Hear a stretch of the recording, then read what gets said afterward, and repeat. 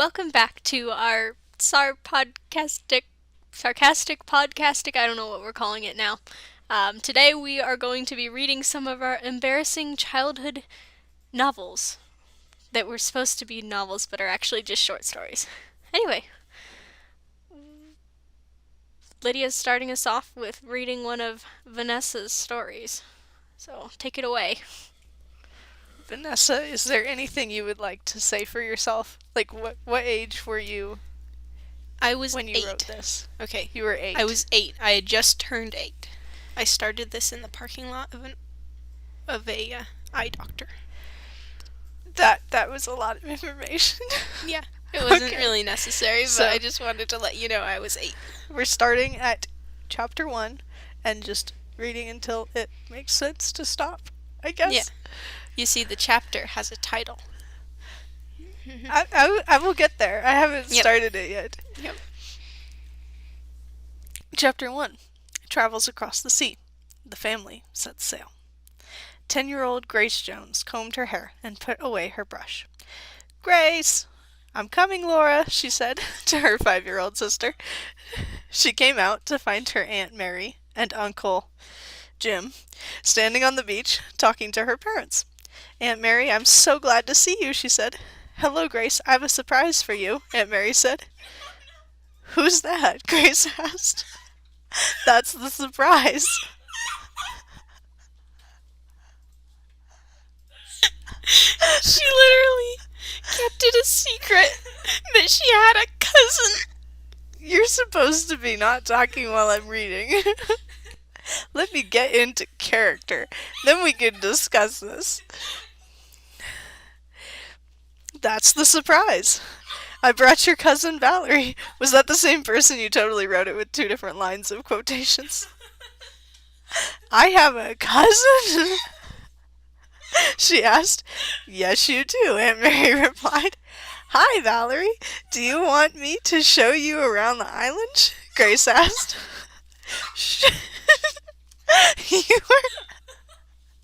You were laughing so much.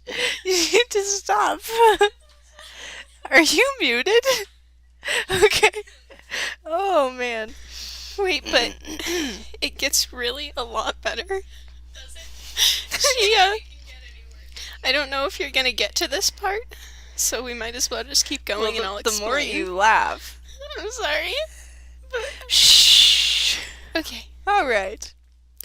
"Do you want me to show you around the island?" Grace asked. "Sure," Valerie said. "You're probably wondering how we got here." Your editing needs some help. "Yes, I am," said Valerie. "We were going to pick up your ma and pa, but of course we didn't. One night there was a terrible storm. The captain ordered everyone under deck except for the crew. It's a good thing we obeyed, because we would have been swept off the deck in 2 seconds. It was that terrible," she said. "Wow, how did you escape?" "Well, it got worse. We couldn't stay on the ship any longer, so we got the lifeboats, gathered our belongings, and went. It was a rough ride, but we made it."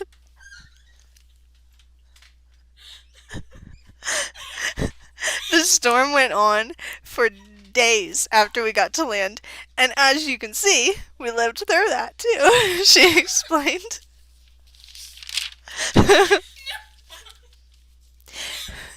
"Well, it's about time we headed back, don't you think?" Grace asked. "Yes," Valerie agreed. I love your little transition. She's got, what is that, a pineapple with some swirlies coming out of it and some sunshine? Chapter break. Or transition, scene transition, something like Signifying a change in scenery or timing or whatever. that. So profound. It was I supposed thought to be that was sort of something like that was a added globe. before publishing. I don't know. Alright. Anyway. Alrighty. Next scene. When they got back, they told their parents that they had made great friends. And they had, too. And while they were on a ship. Wow, that was fast. I'm confused. No build-up. Hello. They had been sailing for 2 hours. when they saw black, frightening clouds in the distance. "I hope we aren't going in that direction," Valerie said to Grace. "We are going in that direction. Let's just hope we live through it," Grace said. "You mean that we're going to hit the storm?" Valerie asked. "It's the end," she said. "Yes," said Grace. "No, it's not," Grace said. "Your editing is bad." "I'm 99% sure we'll live through it." "Can I join in the fun?" Grace asked, walking up behind them. Or Laura asked, walking up behind them. "Laura, there isn't any fun since we spotted the storm clouds over there," said Valerie. "Oh dear, I thought this was going to be a fun and happy trip," Laura said, disappointed. Another scene transition. This time with clouds rather than sunshine.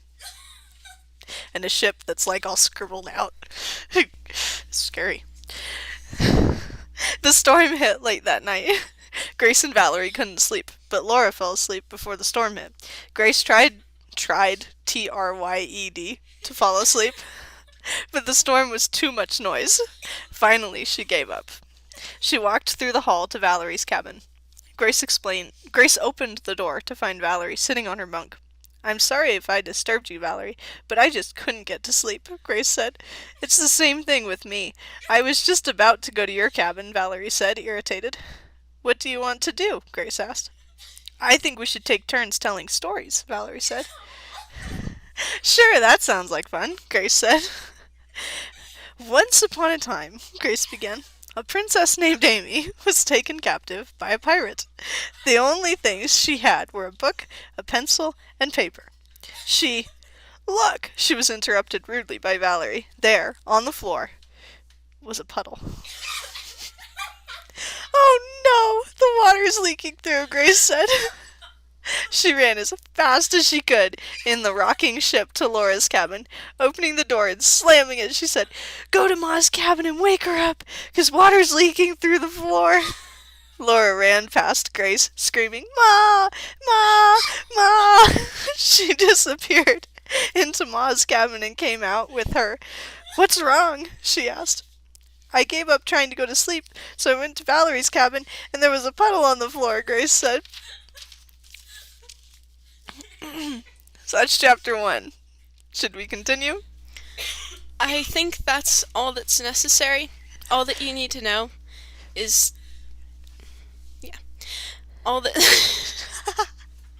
all that you need to know is that clearly they were shipwrecked. But Clearly. they found on the bottom, at the ocean floor, a treasure chest. With that, they became fabulously wealthy and bought a mansion. Every 10-year-old girl's dream. Yeah. And then later they found out that they were a royal family. Surprise! Oh wait, the best part though? Earlier, when Grace was little, they had an older sister, but she got trapped under a wagon. And the family just left, not even checking to see if she was alive. Awesome. And she was, I don't know what I was thinking. I don't think anyone else knows what you were thinking either. That's Yeah. so, I forgot to mention at the beginning of this that I went on the record multiple times as being opposed to this idea. Just like to clarify that. I, Lydia Johnson, opposed this idea for a podcast. However, it is thoroughly entertaining. I think it's amazing. Alright, who's next? I think I'll read yours next. Yep. I will be reading Lydia's wonderful short story called Clear to China. Yeah. I don't have my glasses, so this might be a problem. Let's see, how old was I when I wrote this? So, It says I 2013. dated everything when I was little, so I must have finished it in 2013. I started it, I wrote the whole thing in one Began morning. January 4th, 2013, finished January 4th, That's just that draft. 2013. That draft? I dated all the drafts, see? What? Why would you not date the first draft and then date Well, the I had a final final draft? draft. You're reading the third draft. I can't find the final draft. But I began it on November 13th, 2012. So I'd have been, how old? 12? 15? Sounds right. Yeah, I'd have been 15 years old. All right. There once was a man who roamed the West during a time when a man's gun was the only law to live by. His name was Shorty, or at least that's what everybody called him. There's a story... What's with the accent? What accent? It's your reading voice. It's my reading voice. My special... Okay. Never mind. There is a story that folks tell about Shorty that might be true and might not be, but the fact remains that this one story shaped just about everyone's opinion of Shorty. This is how they tell it. There came a time when... Stop laughing. Isn't that the point? You're making me laugh, and I don't want to laugh right into the mic. We need to be quiet until There came a time when Shorty visited San Francisco. Shorty wasn't one to be in the towns, so why he was there nobody knew. He was in the saloon just a few days after he arrived, and a tall gentleman in a broadcloth suit accused Shorty of cheating at cards. Nothing could have been further from the truth, but this tall gentleman was convinced. The city of San Francisco prided itself on being a civilized town. With the gold rush long over, folks looked down on gunfights. Knowing that an informal gunfight would be unacceptable in the eyes of society, the tall gentleman challenged Shorty to a duel, and told him that, as the challenged party, he got the choice of weapons. Shorty said, "Sir, if we're going to fight, you should choose the weapons. I have no idea what folks fight with in duels." So the tall gentleman chose old-fashioned dueling pistols, but Shorty just looked at him and said, "Mister, I'm sorry to tell you this, but I have a long-standing rule, never to fight with dueling pistols." "And why is that?" the tall man said, faintly amused. "Well, it started a long time ago when I was 14 years old. You see, my pa owned a set of the prettiest dueling pistols you ever did see, and my ma was always after him to sell them. Sorry, I don't have my glasses. "They'll be the death of you," she'd say, but pa kept 'em. And sure enough, later that year, he was killed by a bullet from one of those fancy dueling pistols. After selling the pistols, Ma and I packed our bags and headed west to Denver. "Well, all right," said the gentleman. "We'll fight with rifles, because you're a cowhand, you ought to be familiar with a rifle. Why did you not have any contractions in this entire story?" I have nothing to say for myself. I don't remember this. I mean, you do have some, but because you are a cowhand, you ought to be familiar with a rifle. It sounds super sophisticated, I guess. Okay. That's helpful, Lydia. That's really helpful. "I'm sorry, sir, but there's a slight problem to that line of thinking. You see, I have a long-standing rule never to fight with a rifle. I have never fought with a rifle, and I don't aim to start now." "And why is that?" "My ma's second husband had this big, long Kentucky rifle, and she was always after him to sell it. 'It'll be the death of you,' she'd say, but old Hank wouldn't listen to her, and sure enough, later that year, he shot himself in the foot while hunting and died of blood poisoning. I wasn't there. Ma wrote to me and told me about it later because I was down in Texas at the time. Well, sir, Ma stayed in Denver just long enough to sell the Kentucky, and then she headed for Virginia City." "All right, if you refuse to fight with a rifle, then you'll surely fight with that pistol you're wearing," the gentleman said, pointing it to the .45 in Shorty's holster. "Well, about that. I have had a long-standing rule never to fight with a six-shooter." "Don't tell me," the tall man mumbled. "What was that you said?" "It was nothing. As I was saying, my younger brother had one of the finest old dragoon Colts a body ever did see, but Ma was always after him to sell it. 'It'll be the death of you,' she'd say, but George wouldn't listen to her because Pa had given him that gun, and sure enough, later that year, Ma sent word to me while I was in Tucson that George's dragoon Colt had backfired and he had died within the hour. Ma stayed in Virginia City just... What? Ma stayed in Virginia City just long enough to sell George's Colt, and then headed here to San Francisco. If you won't fight with the pistol, then why are you wearing one? Oh, that? I keep it handy just in case I was to come across a varmint. All right, then, we'll fight with 2 Shot Derringers. Is that how you pronounce it? Yeah. Okay. I'm second-guessing everything at this point. Well, you see, sir, I have a long-standing rule never to fight with a Derringer, he said Shorty. I hope you'll understand. My second brother was a gambler. At this, the gentleman said, Shorty, just forget the duel. I don't want to fight. No, sir, I wouldn't want folks to think me cowardly, Shorty said. Anyway, my brother was a gambler, and he had a Derringer that he carried in a little pocket in the front of his vest. Ma was always after Bert to give up gambling and sell the Derringer, but he wouldn't listen. And sure enough, when I was in Pioche, I got a word that Bert hadn't gotten the Derringer out of his pocket fast enough. That was earlier this month. I came to San Francisco to see Ma off. She's headed west again. Where to? West is a little bit wet, don't you think? Oh, I remember hearing that and thinking that was the best joke ever. Oh, my goodness. Only for a little while. Ma's going clear to China. Join up with some missionaries, she says. Must we fight? Oh, yes, sir. Folks would think me cowardly if I didn't. All right, cowboy. We'll fight with bowie knives. You should be all right with that. By that time, a large crowd had gathered in the saloon. News of the duel had spread quite quickly. And very necessary edit right there. Sir, I have a long-standing rule never to fight with a bowie knife. My youngest brother was killed with one. It was the funniest thing. He was practicing throwing the bowie like Pa had showed him, and it hit wrong and bounced back, and I'm leaving, the tall man practically yelled the words. Anyone could see that he was getting slightly irritated. As the crowd began dispersing, realizing that there would be no duel after all, the tall man's partner spoke up for the first time. What about the duel? I was going to be your second. Forget the duel, the tall man turned to Shorty and asked, Has your mother left yet? No. Good, I think I'll join her. Where are you going? Asked the gentleman's partner. China. And that is the story of how Shorty sent the governor of the state of California clear to China just by telling a story. Oh my land, I hadn't read that in years. That's kind of the point of this. But yeah, it's actually quite good compared to Vanessa's. Granted, I was Am I 15 yelling too. too much? Oh, come on. I mean, I'm writing the same story just with the same name, except her name is Grace Carson and different siblings and different premise altogether. You're so writing it had with a the good same foundation. character?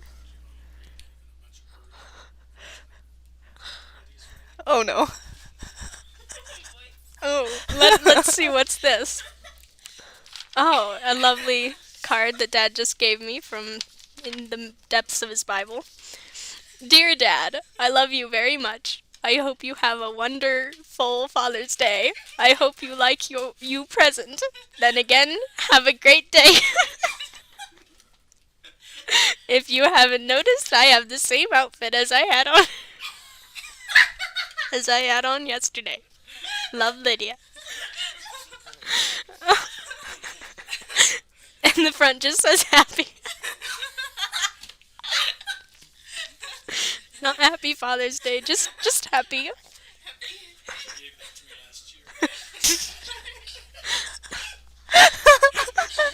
Oh my goodness.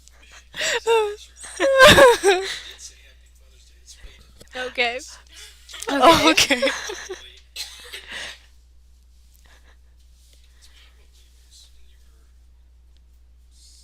I knew cursive. Yeah. I wasn't very good at it. It was probably first or second grade.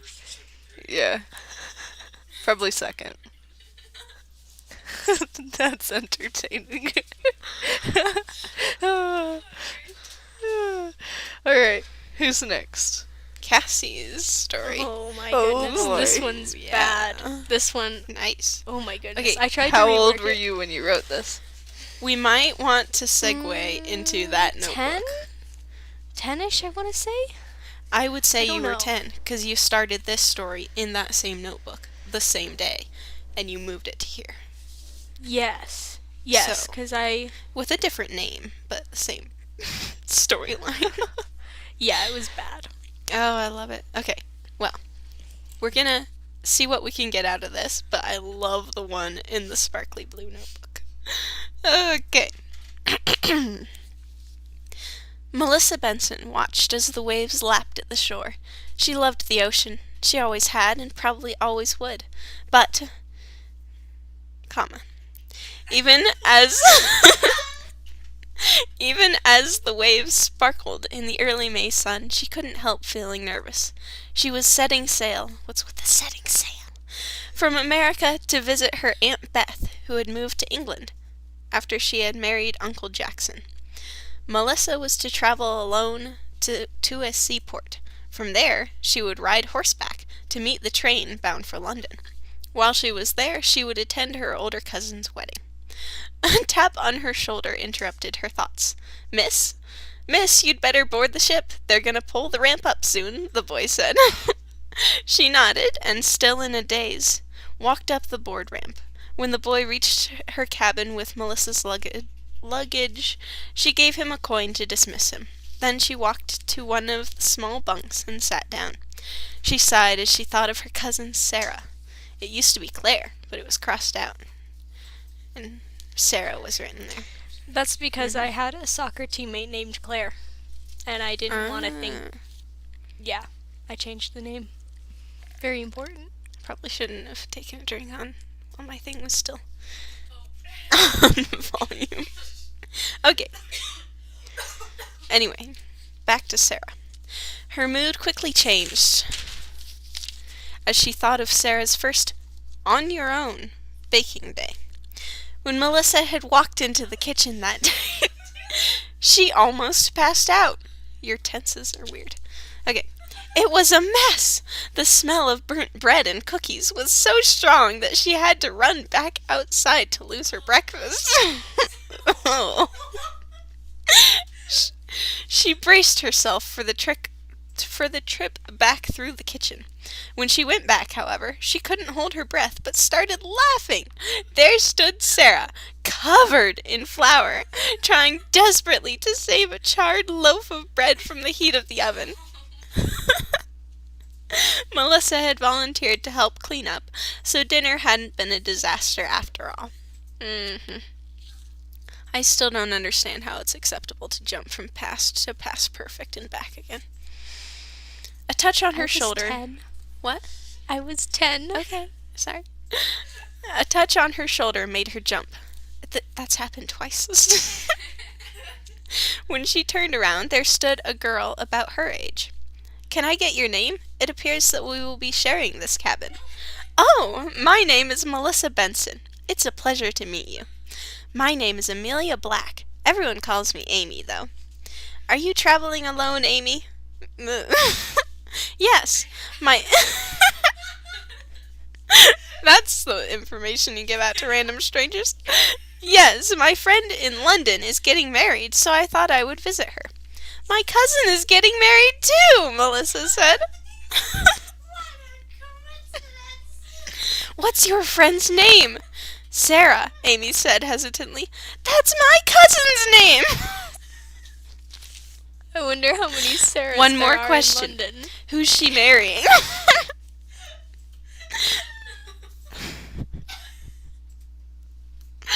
Melissa was speaking so fast, Amy had a hard time keeping up.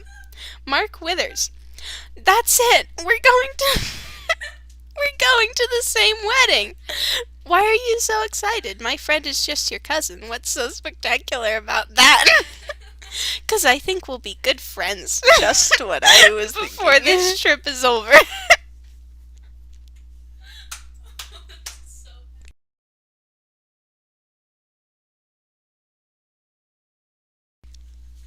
Alright, transition. The next morning, Melissa woke up to a beautiful sunrise. They were following the coast until they hit the fastest current. As she looked at the mainland, she thought of her family. Interesting thing to note for a minute. I added the detail about following the coast because I wasn't sure if the sun rose over the ocean. I wasn't sure if you could see a sunrise on the ocean or if it would just like get light. And lamb, there's light. Dark light, dark light. Okay. With that rather disturbing note. Okay. As she looked on the mainland, she thought of her family. Little Ruthie, just 6 years old, had become a very pretty girl. Because Melissa was 14, she was still attending her local school. Melissa didn't imagine she would go to college. She hated school. Her thoughts turned back to Ruthie. Melissa saw all the girls in school who were Ruthie's age or younger. Envied Ruthie. She was the prettiest 6-year-old at school. Ruth's bright blonde hair always shone in the sun and caught the attention of everyone. Then there was Davy. He was the active, loud one of the bunch. Dave would be turning 8 in December. Then came Ruby. She was turning 13 come January. She had pleaded to come along, but Ma and Pa told her she couldn't. Melissa, what? Yeah, told. Past. That it needs to be past. Perfect. Anyway. Melissa came next. I was 10. Melissa came next. Then came William. He was 17. Wait, so Melissa came next. After. Okay, we're going up? Yes. That makes sense. Okay. He was 17 and had already gone to college. Wait, he was... Say I what? assume he was at college, okay? There wasn't much to think about, for she hadn't seen him for a year. Wow. Just Forgot completely about him forget already. about him. No memory. Next in line was Meg, the oldest. She was 19, and she was How a many newlywed. kids are in this family? Her What? beloved Jonathan was building a house. Meg's dreaming and expanded the plans. Now the house was to have a spiral staircase, about 20 rooms, and a large flower garden. It sounded to Melissa like one of those fancy southern plantations. How rich are these people? Oh my word. Okay. Melissa heard stirring on the bunk behind her. Amy was awake. Melissa got dressed and walked above the deck. She loved to watch the waves go by, but she felt a little homesick. Above the whole deck, not above deck. Above the deck. Makes sense. So she's just brooding this whole time. It's background, okay? Oh wow. It's called yeah. literature. Melissa, Fine came a whispered literature. voice. Wow. Okay. Melissa, came What? a whispered voice. Oh Melissa. No. Oh no. Melissa I don't turned like to this a part. stack of boxes and crates. Melissa, come here. What? Where are you? Who are you? It's me, Ruby. Help me. I still don't know where you are, Melissa said as she walked toward the lifeboat. Not there. Here, in the cargo. Oh. Melissa turned around and headed for the cargo and her stowaway sister. I just need to move the box here. Melissa hid her laugh behind her hand as she saw Ruby pinned between 2 medium-sized boxes. Medium-sized, that's very Not important. small, not large. Yes. Medium-sized. She started working to move one box over to the side. Now I need you to build a little cave for me. Why don't you do it? Because it would look suspicious seeing boxes moving around without an obvious person there. And it's not suspicious seeing someone just making a cave out of boxes? Okay then. Melissa started working to get a cave built. Now, Melissa, if someone asks why you're stacking boxes, say that you're terribly organized and it bothers you to see anything this messy. So I explain myself, okay. And And after it you all make makes sense. and after you make the cave, organize the other boxes, okay? I guess it's not lying, but it's not the whole truth either. I am organized, and I couldn't stand to see this mess.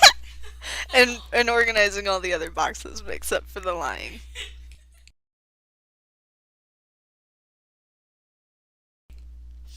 Fortunately, nobody saw her. She moved back to her cabin. Amy was up. "Melissa, what took you so long?" "Amy, can you keep a secret?"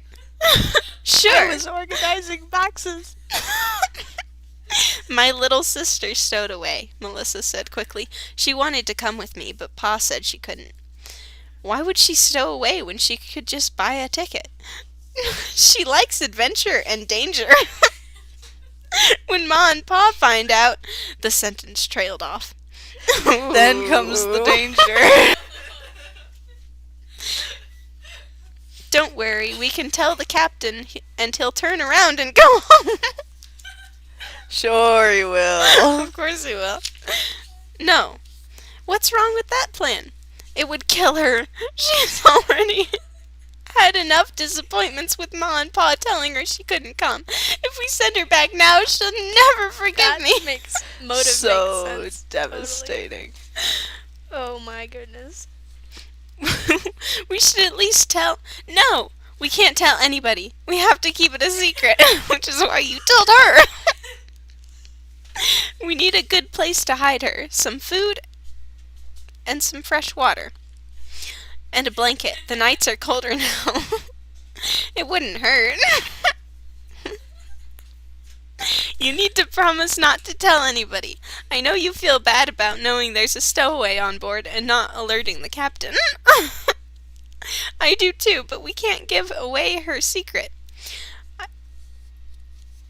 "Okay, it's just before the break."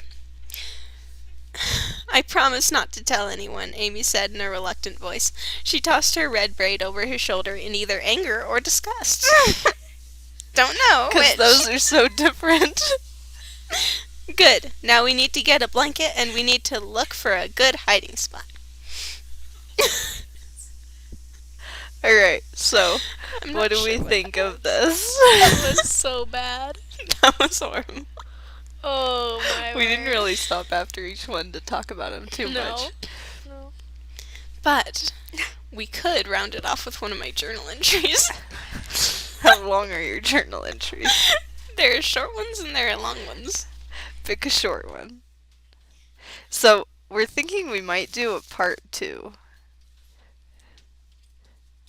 Because we only did one story each. And there are a lot of so bad many. stories to choose from. Yeah. Oh my goodness. Honestly, like, that one was probably my best one of my, like, younger years. Right. As in, like, almost 10 years ago. You spent so much time editing it. I did. And it And the premise in and of itself isn't terrible, but it's also just really confusing. I feel like I cut out a lot too. Like, I feel like I had a bunch more in there. because it totally needed more. Yeah, exactly. More. Like, Oh my goodness. 2 or 3 weapons would have been sufficient. Right.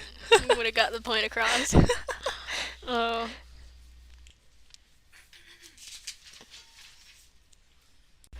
Nessa, I'm are you trying. gonna read it? Or are I'm you gonna trying. have someone else read it? I'll have you read it probably, because you Okay. read my story for continuity.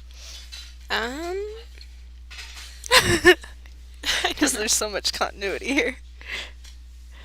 Your stories show you love continuity. I'm trying to find one that's good, but they're either too short, too long, or just ridiculous. Or just You know what? a portion of one. Let's just go with the first one. I don't know. It works. You can just...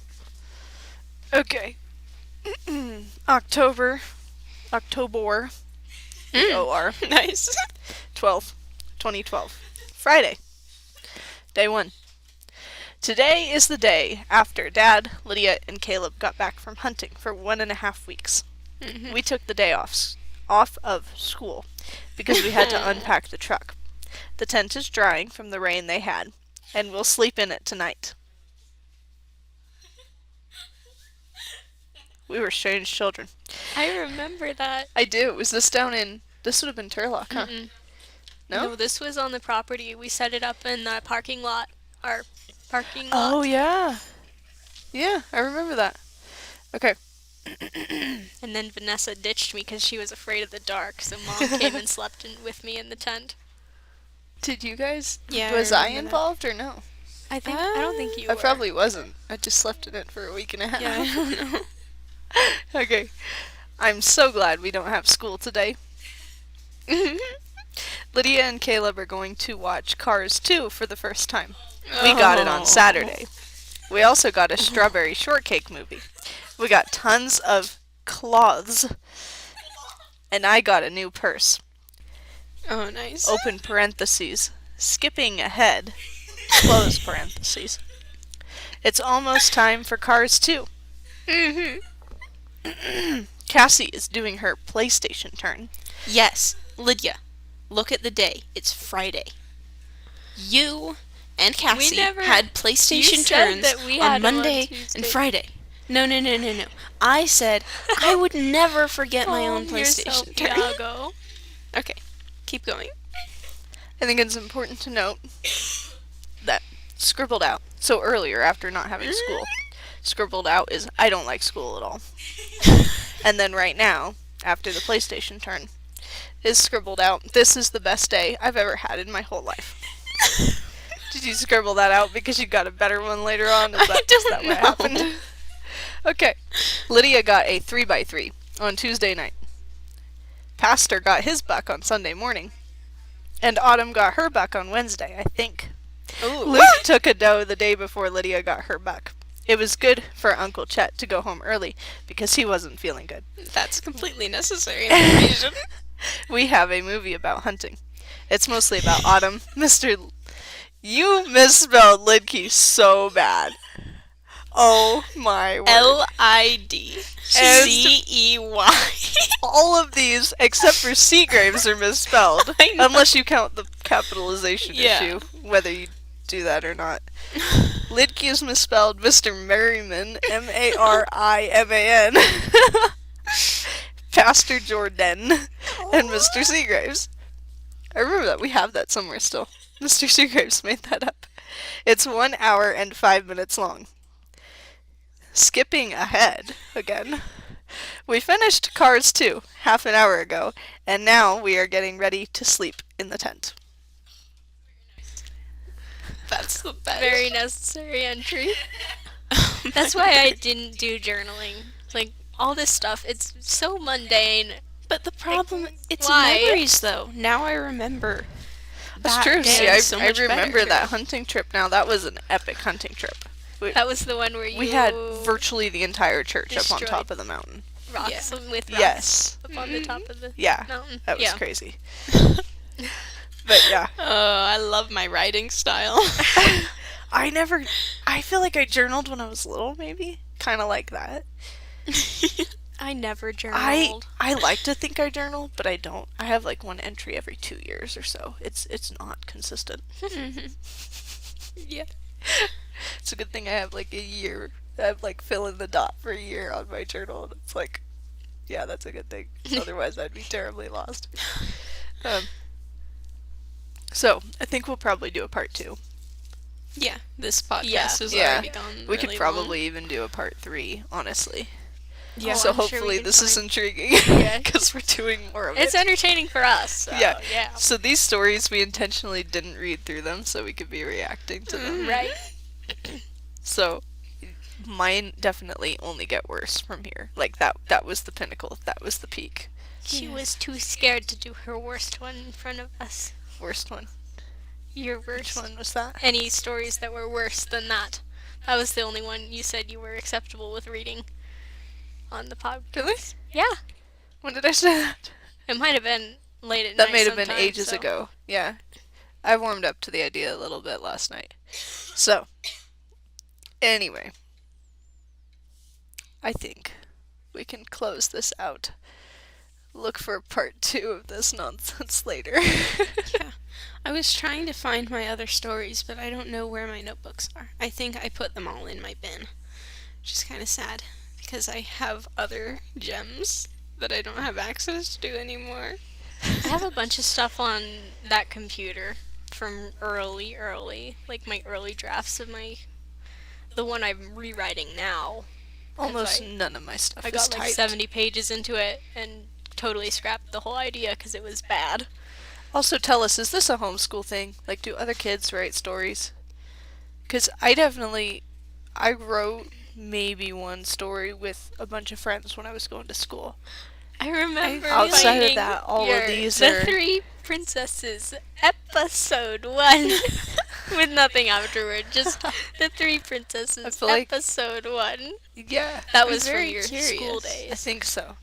But the only people I know who like writing are homeschooled. So I don't know. Is this a Yeah. homeschooled thing? I Yeah. don't think there's any. I don't know any public schoolers to compare it with. So I never talk to any public schoolers about this type of stuff, so not that I know too many of them either. So, I think we're going to close this out. Hopefully you enjoyed that, found it amusing. It's decently long. Yeah, but, I mean, hopefully it was entertaining. Yeah. Anyway, I think we're going to wrap this up. Thank you for... What? I wasn't waving at you. I was brushing my bangs. Oh, okay. Yes. we are going to close this out. Thank you for listening to Sar Podcasting again. For a Let us much know if longer you've got time. anything else that you want us to discuss in upcoming podcasts, and be looking for more videos as well. Yep.